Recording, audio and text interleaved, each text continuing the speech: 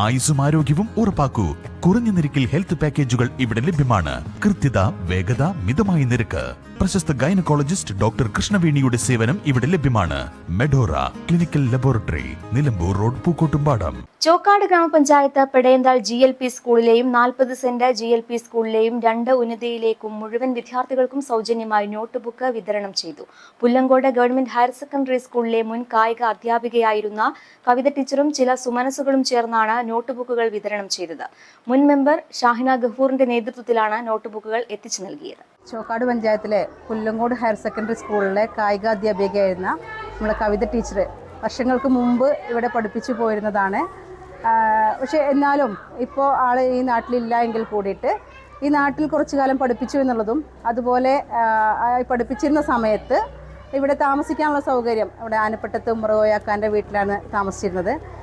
ഇവിടെ പഠിപ്പിച്ചിരുന്ന അത്രയും സമയം ടീച്ചർ ആ വീട്ടിൽ താമസിക്കുകയും ആ വീടിൻ്റെ ഒരു കുടുംബത്തെ പോലെ കാണുകയും ചെയ്തു.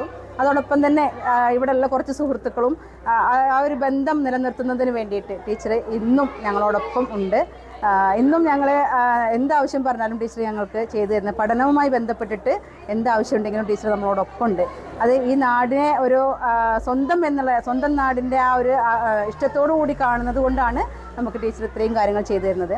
നമുക്ക് 6 വർഷത്തോളമായി ഇപ്പോൾ എനിക്ക് നമ്മുടെ വാർഡിലെ മുഴുവൻ കുട്ടികൾക്കും നോട്ട്ബുക്ക് കൊടുക്കാൻ ടീച്ചർ സഹായിച്ചിരുന്നു. 2 വർഷം കൊറോണ സമയമായ സമയത്ത് മൊബൈൽ ഫോണും അതുപോലെ കുട്ടികൾക്ക് പഠനത്തിന് വേണ്ടിയിട്ട് റീചാർജ് ചെയ്ത് തരാനും അത്തരത്തിലുള്ള എന്ത് സഹായങ്ങൾ നമ്മൾ ടീച്ചറെ ഇന്ന കുട്ടികൾക്ക് ഇന്നത് വേണമെന്ന് പറഞ്ഞു കൊടുത്തിട്ടുണ്ടെങ്കിൽ അത് ചെയ്തു തരാൻ ടീച്ചർ മുൻപന്തിയിൽ നിന്നിരുന്നു.